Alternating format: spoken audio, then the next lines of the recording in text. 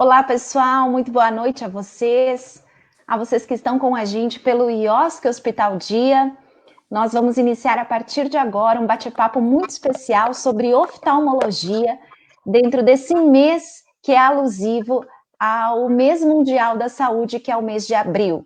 Estreamos hoje essa campanha e queremos que você, que é nosso paciente, você que é nosso cliente IOSC, que você faça parte desse trabalho e que através desse momento aqui, dessa forma de comunicação, vocês possam ter acesso aos nossos médicos. São eles que estão aqui para responder as suas dúvidas, as suas perguntas, participar com a gente nessa noite de um bate-papo muito especial sobre oftalmologia.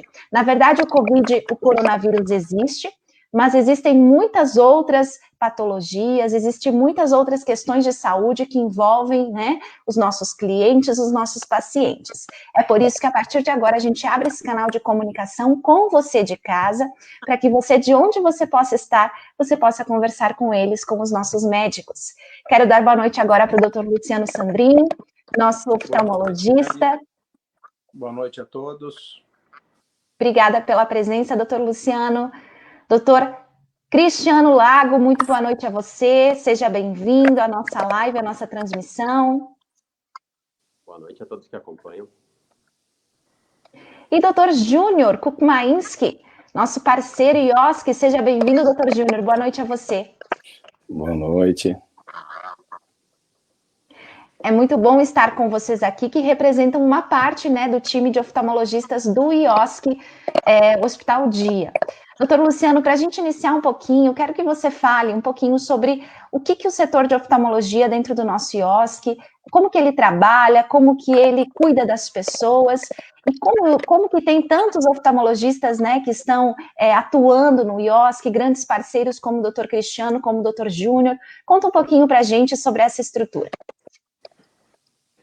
Então, Karine, a oftalmologia, como uma área da medicina, ela é subdesmembrada em outras sub-áreas.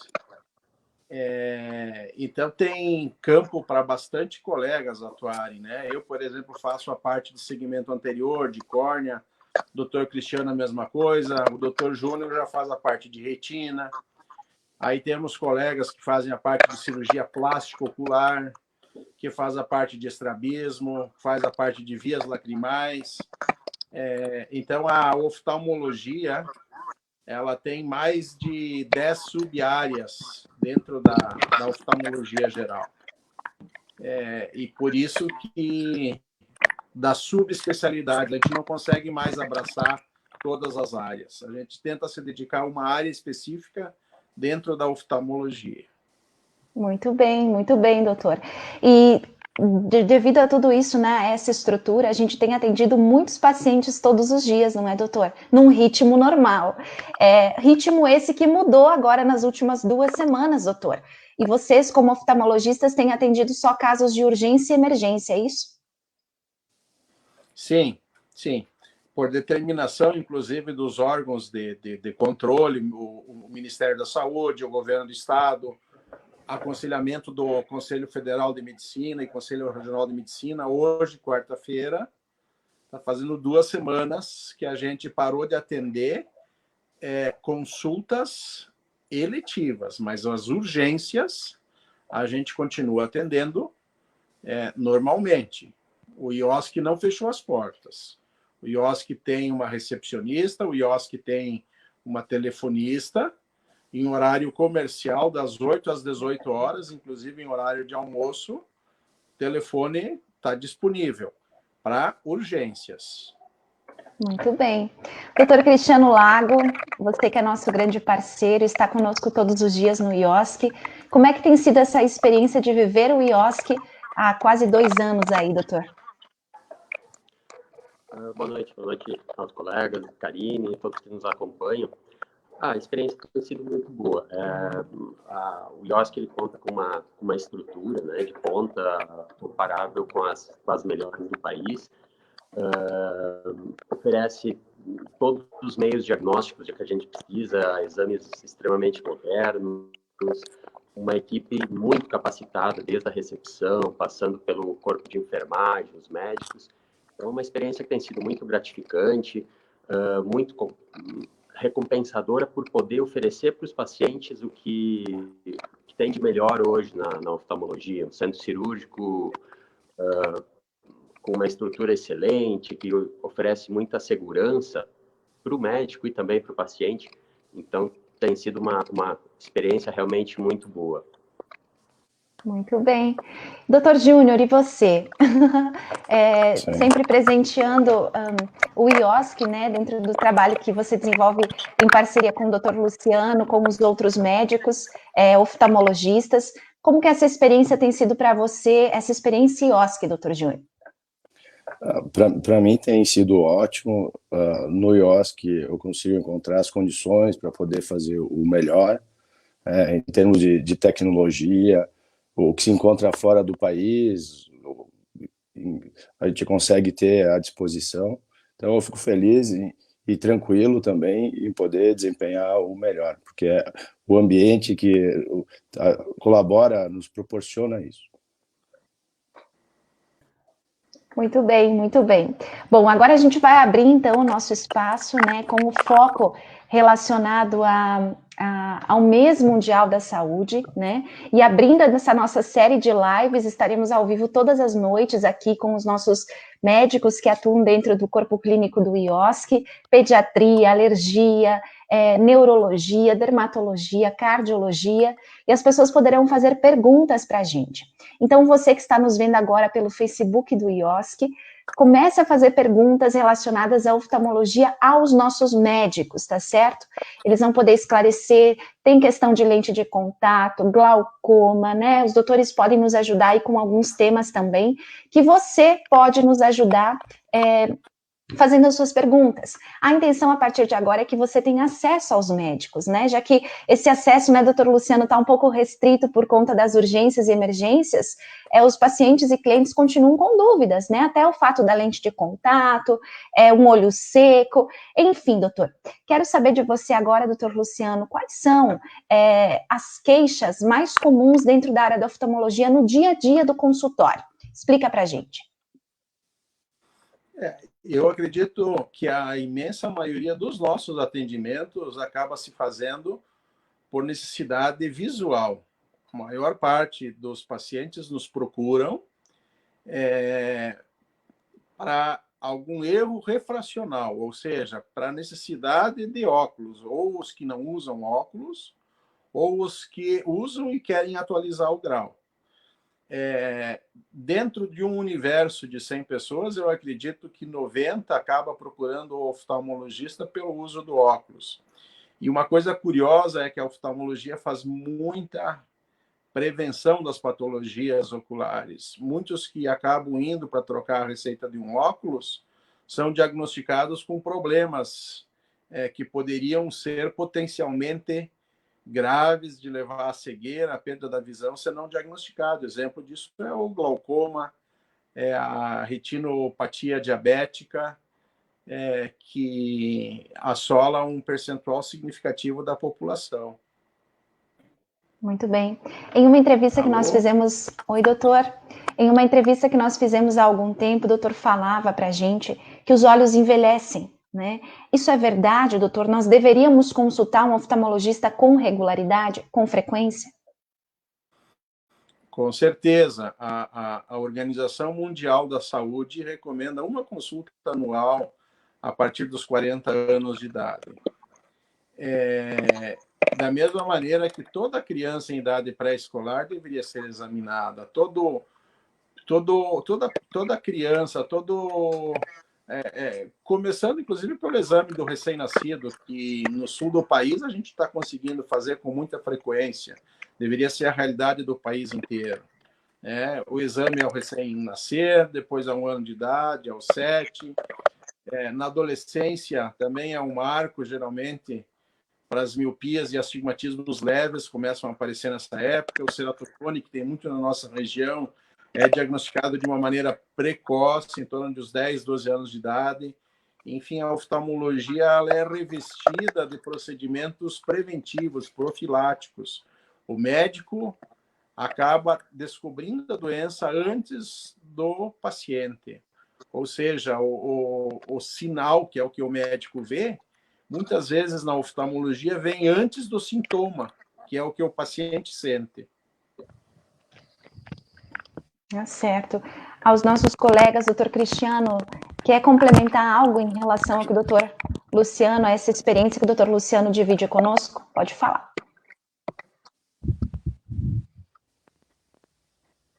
Doutor Cristiano, está nos ouvindo?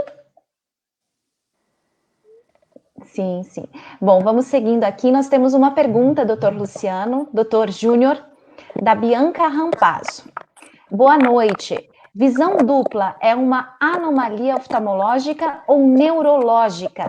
Quem gostaria de responder para nós? Doutor Júnior? Sim, claro.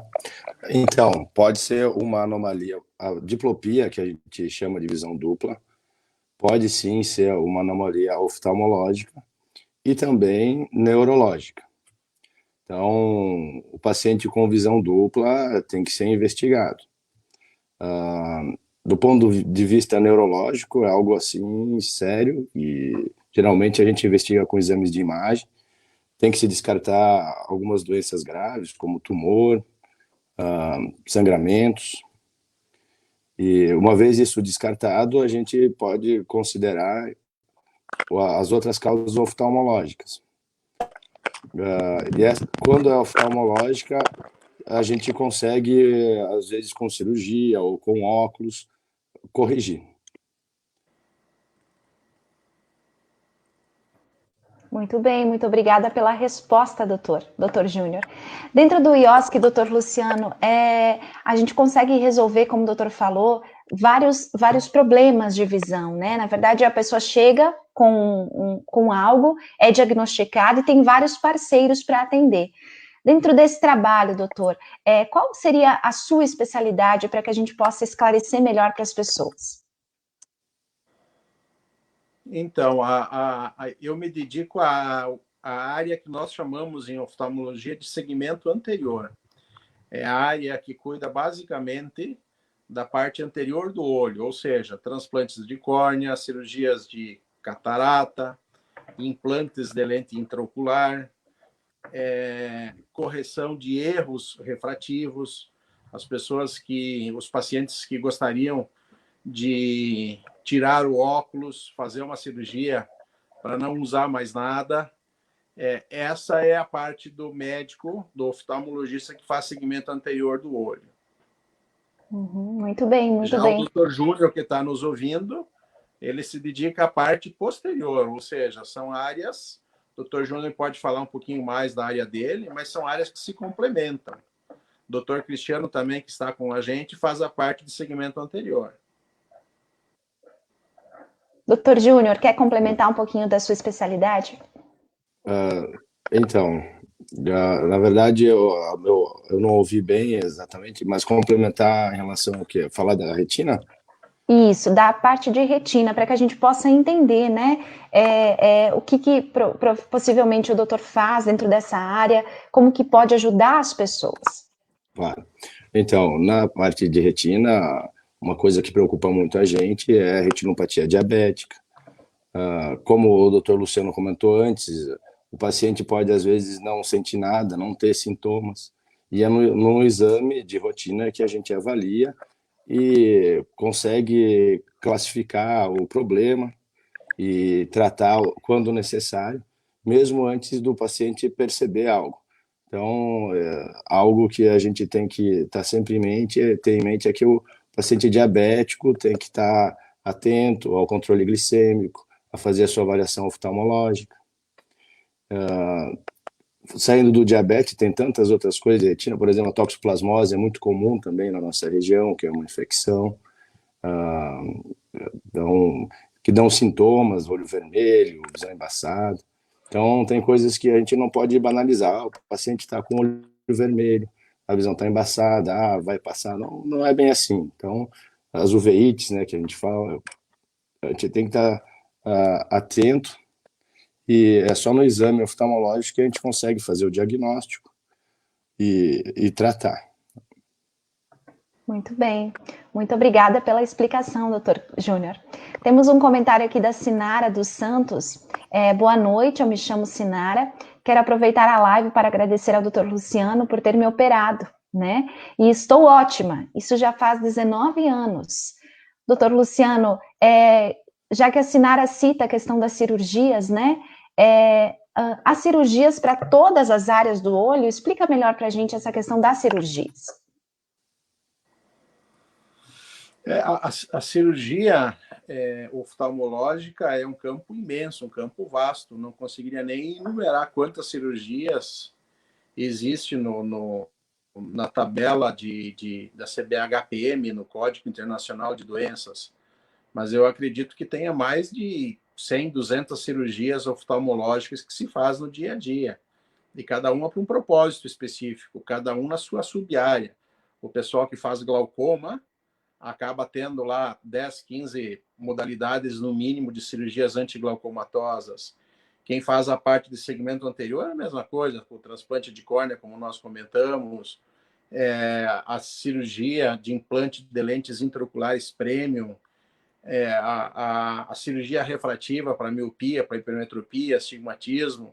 Na área da retina, a aplicação de cirurgias também vai desde o descolamento de retina, que é uma urgência, até áreas, a aplicação de laser não deixa de ser uma modalidade de cirurgia.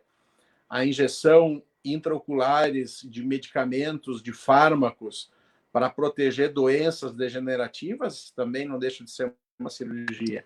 Enfim, a oftalmologia, dentro da medicina, é uma área muito cirúrgica, não é uma área clínica. Eu acredito que dá para se dizer que é uma área clínico-cirúrgica. Mais da metade das resoluções dos problemas dentro da oftalmologia, tirando o óculos, que é a imensa maioria, mas a mais da metade dos outros problemas se resolve através de cirurgias. Muito bem, que bom, né, que a tecnologia tem nos ajudado a cuidar da visão, da saúde dos olhos das pessoas. Doutor, e a questão da cirurgia laser, né? A gente vê que a cirurgia refrativa no IOSC tem sido muito realizada, é uma tecnologia avançada que permite com que as pessoas possam voltar a ver. Explica para a gente como funciona essa tecnologia. O laser em oftalmologia é uma ferramenta extremamente útil. E em todas as sub-áreas da oftalmologia, o laser é aplicado. O laser é aplicado na parte da retina, o laser é aplicado na parte do glaucoma, o laser é aplicado, inclusive, na parte da estética de regiões perioculares. O laser é aplicado para olhos... na realidade, não seria laser, mas a luz pulsada é aplicado para a resolução de problemas de olho seco. É uma novidade também que o IOSC trouxe para a região. Mas, voltando ao assunto, a tecnologia do laser em cirurgia refrativa é uma área apaixonante. A máquina do laser faz verdadeiros milagres do aspecto físico. Ela é extremamente precisa, ela consegue tratar 1 grau de miopia em 2,5 segundos. Ela consegue liberar 400 disparos por segundo. Ela consegue mapear o olho, movimentos imperceptíveis à nossa observação, movimentos microscópicos, o aparelho consegue mapear numa velocidade de 20.000 vezes, uma fração de 20.000 avos de 1 segundo.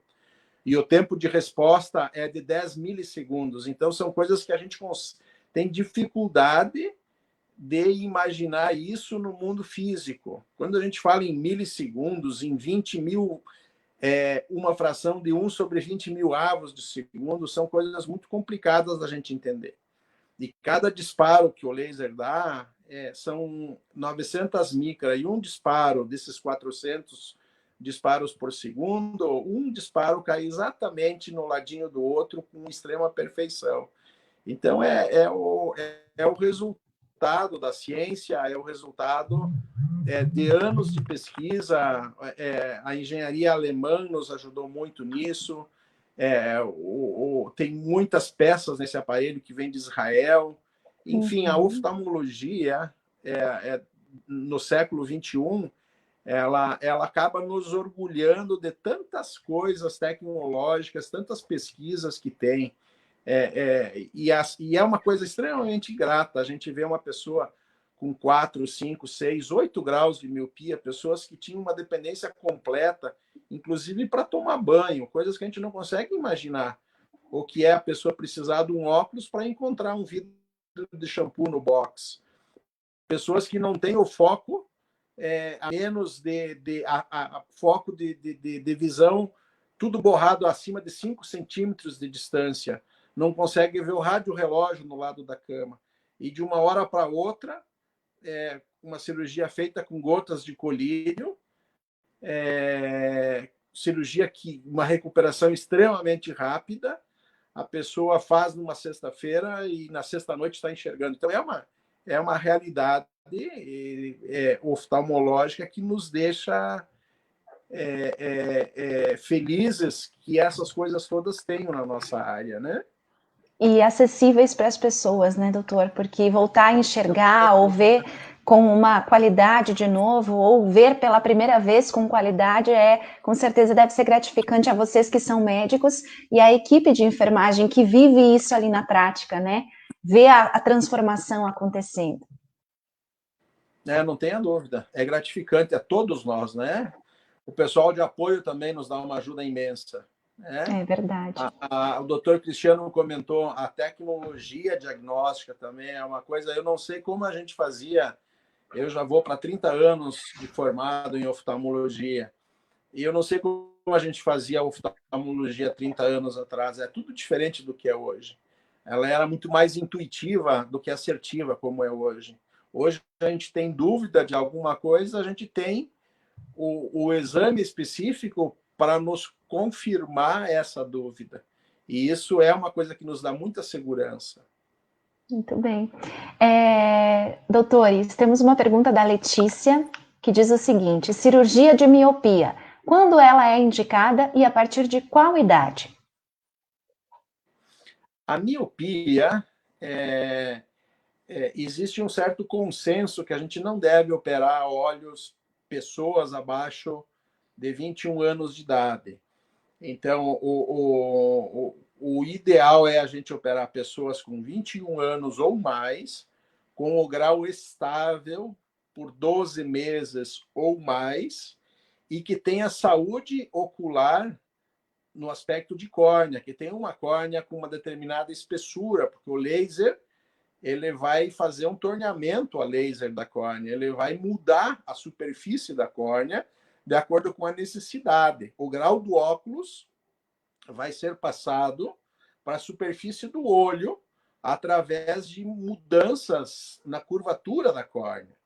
Então, para isso, tem que ter uma espessura mínima de córnea. E a faixa de graus também é importante. A gente opera a miopia a partir de 1 grau até 8, 9 graus. Dificilmente a gente encontra um olho que suporta a indicação de uma cirurgia de miopia acima de 8, 9 graus.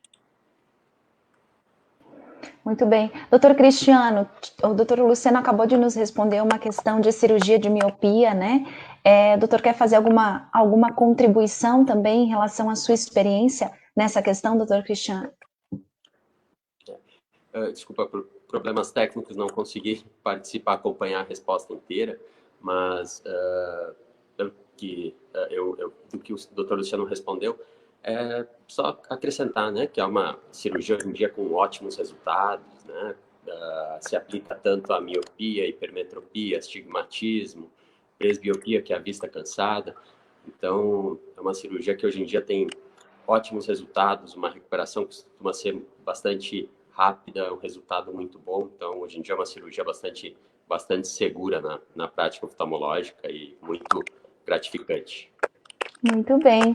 Temos mais uma pergunta, dessa vez é da Patrícia, que diz assim: criança de 6 anos com estrabismo leve, existe tratamento? Então, essa seria uma pergunta ideal para o Dr. Fábio Pimenta responder, que ele é o responsável por essa parte de estrabismo. Mas lógico que existe, às vezes, esse estrabismo pode ser corrigido, inclusive, com óculos, de uma maneira tranquila. Às vezes precisa fazer um tratamento de ambliopia, fechar um olhinho que está entortando, e às vezes precisa de procedimento cirúrgico, sim.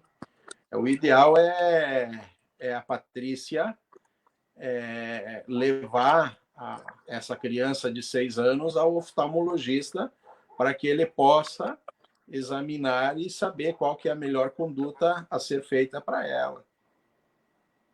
Muito bem, muito bem. Eu gostaria de saber também um pouquinho mais, doutor, sobre a questão do glaucoma. A gente vê isso muito frequente nos municípios, nas cidades, né? Cirurgias sendo realizadas para a questão do glaucoma. Enfim, expliquem um pouquinho para a gente o que é o glaucoma e como que a gente, como oftalmologistas, pode ajudar as pessoas em relação a isso.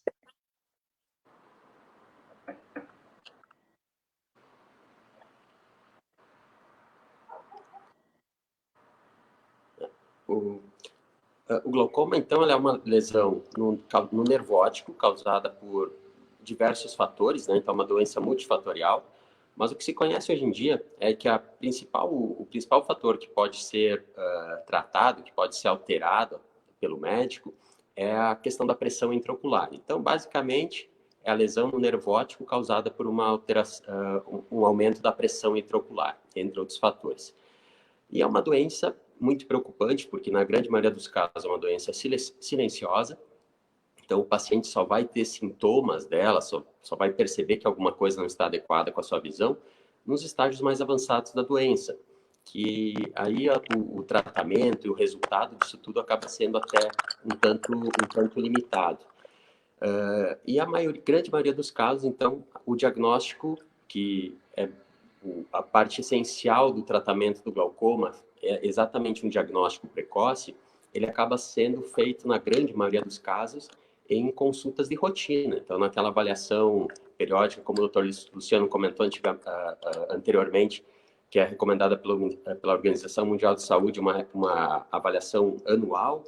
Então, geralmente nessas avaliações de rotina que a gente acaba detectando lá, ou detecta que a pressão está um pouco alta, ou o nervo com uma escavação um pouco maior do que deveria.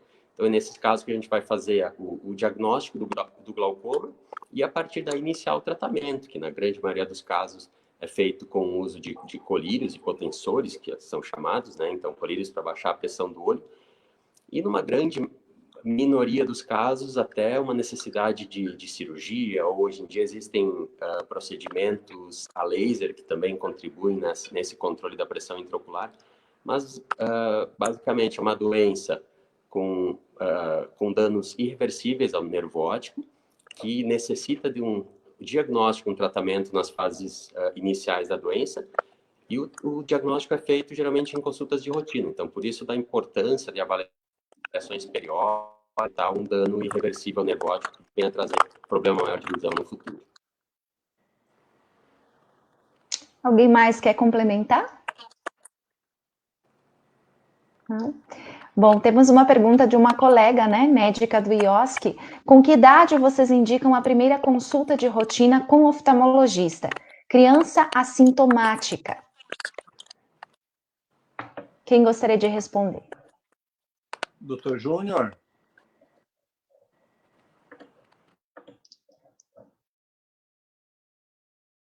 A primeira consulta, às vezes, eu faço na UTI, quando precisa, pacientes que nasceram prematuro. Então, os prematuros, então, uma idade específica, eu imagino que dentro do primeiro ano a gente já pode programar uma consulta, uma avaliação. Tá certo. Vamos falar um pouquinho, então, dessa questão... Sim, desculpa, doutor, pode falar.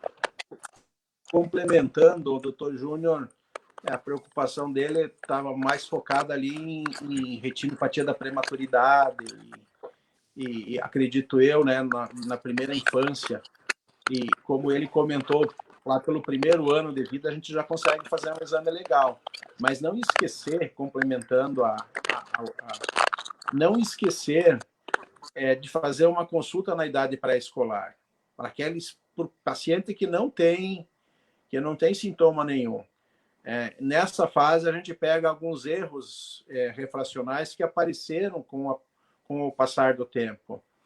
E lá pelos 10, 12 anos de idade, a nossa região tem uma prevalência de doenças de córnea muito alta.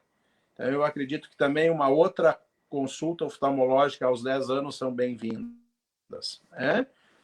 Lembrando também, essa consulta que o Dr. Júnior comentou de um ano de idade, eu acho que é de suma importância, inclusive fazer a consulta sobre dilatação de pupila, fazendo um exame chamado mapeamento de retina, onde que se diagnostica alguns eventos raros, mas potencialmente graves tumores intraoculares, que quando não diagnosticado a tempo, compromete a saúde e com uma grande possibilidade pode ser letal. E são exames feitos e quando se faz esse diagnóstico, mesmo raro, mas ele é muito importante. Eu acho que valeria a pena, sim, todas as crianças em torno de 10, além desse exame neonatal, onde que o pessoal acaba fazendo já na enfermaria, fazer um outro exame em volta de 1 ano de idade. Muito bem, muito claro, doutor. É isso mesmo. Eu gostaria de colocar mais um comentário aqui, que eu acredito que engrandece um pouquinho o trabalho de vocês, né, e também encoraja a passarmos por essa situação de não poder atender todos os pacientes que a gente gostaria de estar atendendo nesses dias, né? A Letícia escreve o seguinte: obrigada pela resposta. Gostaria também de agradecer e parabenizar o Dr. Júnior, meu oftalmo de confiança, sempre desempenhando excelente trabalho.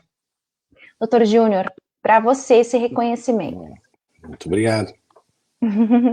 Senhores, então eu gostaria de saber agora, vamos entrar no assunto do coronavírus, apesar de a gente tentar fugir um pouquinho desse assunto, né? Que está sendo muito batido nas redes sociais e as pessoas também, a população, quer saber de outros assuntos, né? Não apenas o Covid-19.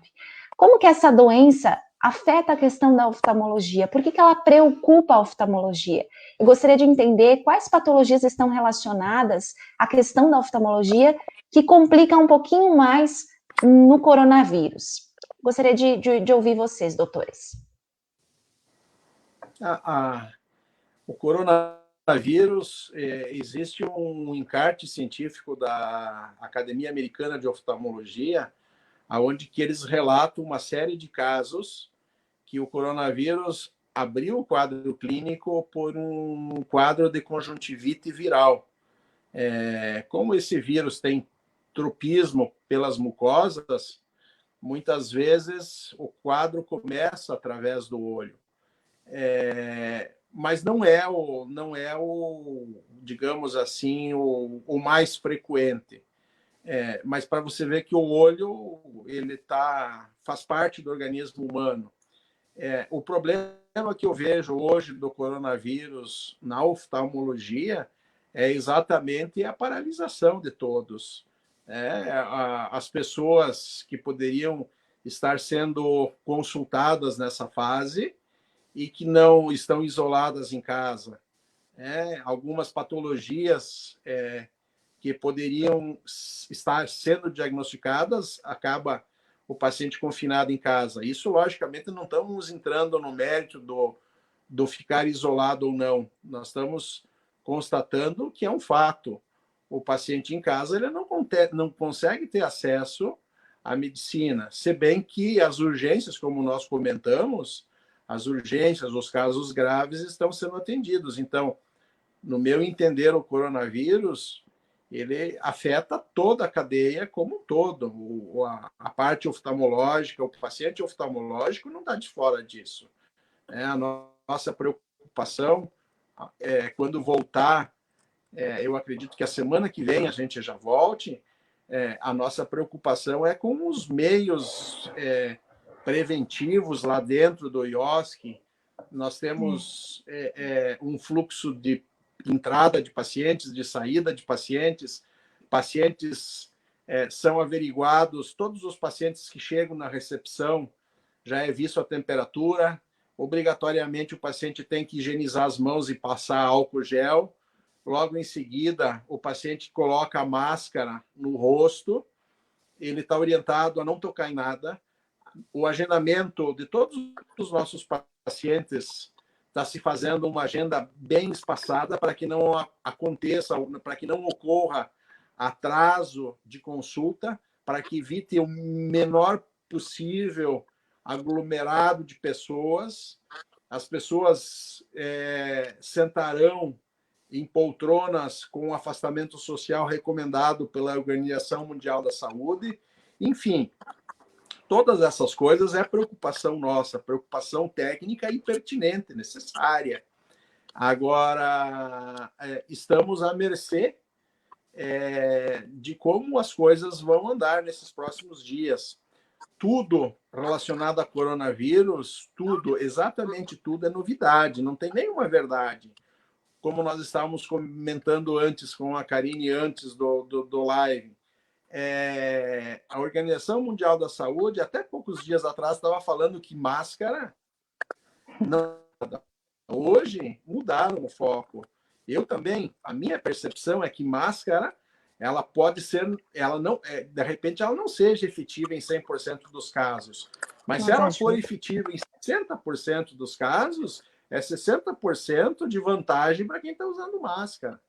E melhor ainda é o raciocínio que a máscara, além de te proteger, protege a pessoa que está na tua frente. Então, eu uso máscara e protejo quem está na minha frente. Quem está na minha frente usa máscara e me protege. Então, vocês percebem que o próprio Mandetta está comentando. A verdade de hoje pode ser que amanhã a gente mude tudo, né? Será que esses 15 dias que a gente fez de confinamento, será que eles foram realmente importantes? A gente não sabe. A única coisa que a gente tem como ferramenta é se confinar, né? Mas acredita-se que mais da metade da população vai pegar isso, de uma maneira ou de outra. E um percentual pequeno vai ser letal para essas pessoas. Muitas com algumas comorbidades, outras sem. Só que a gente não pode esquecer, como uma mensagem de tranquilidade que eu passo a todos, a gente não pode esquecer que a morte faz parte da vida. O Brasil perde 65 mil vidas, geralmente jovens, por violência ao ano. A cada feriado de carnaval, o Brasil tem 10, 15 mil mortes.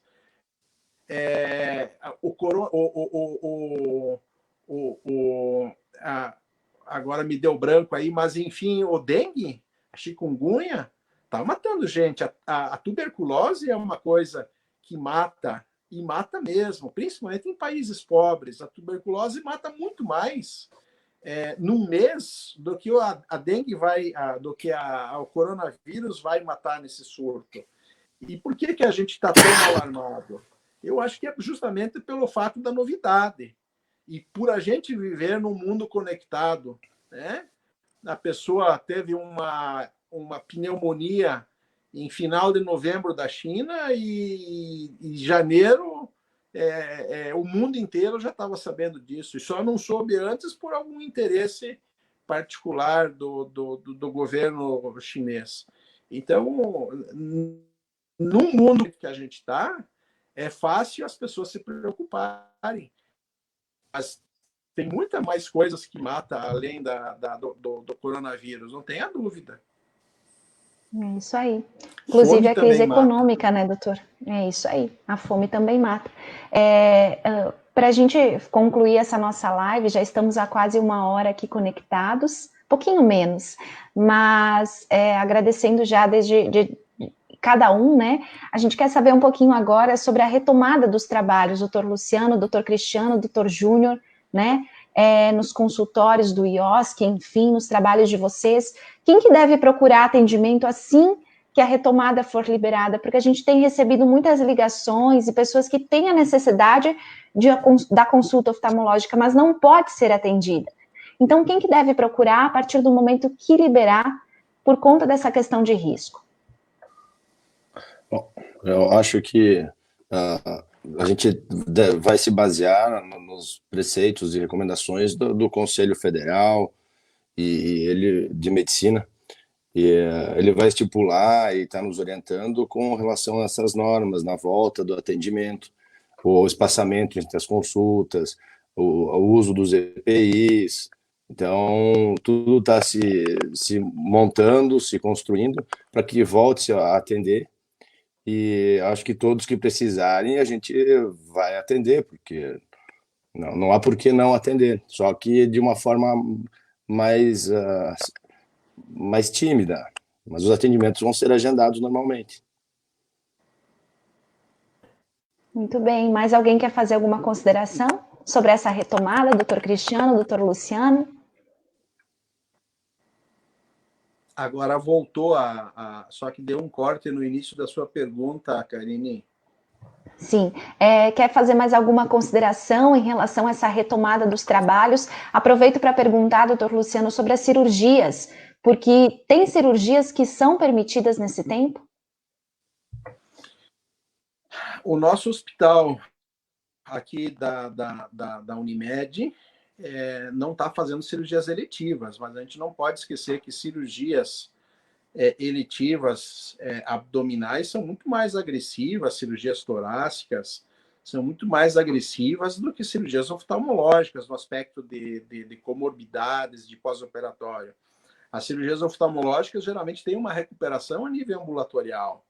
Eu acredito que num futuro muito próximo a gente vai voltar a ser, com o amparo dos órgãos fiscalizadores, eu acredito que a gente vai voltar a fazer essas cirurgias num futuro muito próximo, dentro de 10, 15 dias no máximo. Muito bem. Obrigada a vocês, então, pela disponibilidade, doutores.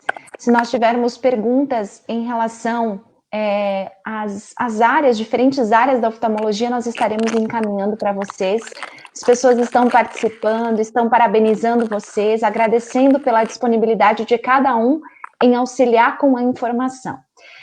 Para a gente encerrar, então, não podemos deixar de pedir para que as pessoas permaneçam em casa nesse tempo de isolamento, né? E para que saiam somente se realmente for necessário, não é isso? Não tenha dúvida. Eu acho que cada um de nós, nós estamos pagando um preço alto pelo isolamento. Então, eu acho que cada um de nós temos que fazer o nosso papel. Sair o mínimo possível. A minha mãe tem 89 anos de idade, ela tem diabetes, e eu vou visitá-la uma vez em espaço externo, a 2 metros de distância e usando luva, e, aliás, usando máscara. Eu não posso nem chegar próximo a ela, justamente por causa desse distanciamento social. Eu acho que todos nós devemos levar isso a sério. Até para se fazer, não adianta 90% da população, logicamente, que aqueles profissionais que estão trabalhando na linha de frente, os colegas da área médica, os enfermeiros, os técnicos que saem de manhã cedo, o pessoal dos mercados, os caminhoneiros, olha quanta gente tem nos servindo. Até em homenagem a esse pessoal que está se expondo, eu acho que a gente tem que se cuidar. E essa é a minha opinião. Muito bem. Doutores, muito obrigada. Doutor Júnior, obrigada pela disponibilidade. Conseguimos conectar você. Deu certo. Obrigada pela sua experiência, pela contribuição diante do IOSC, tá? Diariamente. Doutor Luciano, obrigada também. Pedimos que o doutor segure as pontas, né? Porque o seu time é muito especial, atende muito bem a população, e assim que as coisas retomarem, acredito que todos os pacientes IOSC vão ter esse acesso liberado à nossa instituição, não é, doutor Luciano? Eu agradeço a você, aos colegas e às pessoas que nos ouviram. Obrigado. Muito bem. E obrigada também. E que isso passe rápido. e que a gente volte à nossa rotina de antes. Vai passar, doutor, vai passar com certeza. Acredito que um pouco mais rápido do que nos outros países, né? O Brasil está sendo protegido, eu acredito, né? Porque as pessoas aqui são trabalhadoras, têm costumes diferentes do que os outros países onde os casos estão atingindo mais pessoas, né? O clima também, dizem que talvez influencia, dizem que não, mas acredito que influencia, né? Bastante confinamento das pessoas, né? Proximidade. A nossa densidade demográfica vai nos ajudar bastante, né? Vai sim. Os dados do Ministério da Saúde hoje, né, no Brasil, é de que já pelo 3º dia consecutivo, o número de casos tem diminuído, né, entre as pessoas, entre os brasileiros, e isso nos outros países não é visto ainda. Então, acredito que aqui as coisas vão voltar ao normal um pouco mais rápido. Mas sim, né, doutor, temos aí 15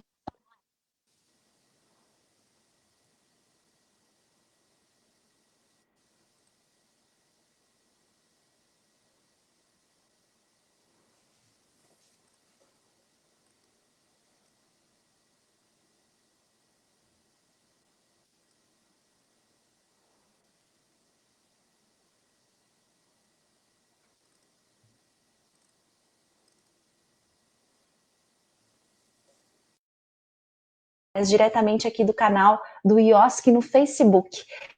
Estamos no mês de abril, né? Abril, mês mundial da saúde. Então, nesse mês de abril, estaremos aí conectados com vocês. Amanhã, nossa transmissão é sobre pediatria. Convidamos a todos os papais, as mamães que tiverem dúvidas, para que participem da nossa transmissão e estejam conectados com a gente, tá bom? Temos pediatria amanhã, na sexta-feira temos alergia e imunologia com as nossas 3 alergistas, na semana que vem tem cardiologia, na semana que vem também tem ortopedia. É um momento da gente aproveitar esse foco mundial em saúde para cuidarmos bem de você que é nosso cliente, nosso paciente, você que é da comunidade de Chapecó e de todos os municípios da região. Boa noite a todos, senhores. Obrigada pela companhia de vocês. Vamos encerrando essa live agradecendo vocês por fazerem parte desse time IOSC. O nosso foco é você. Boa noite a todos. Boa noite.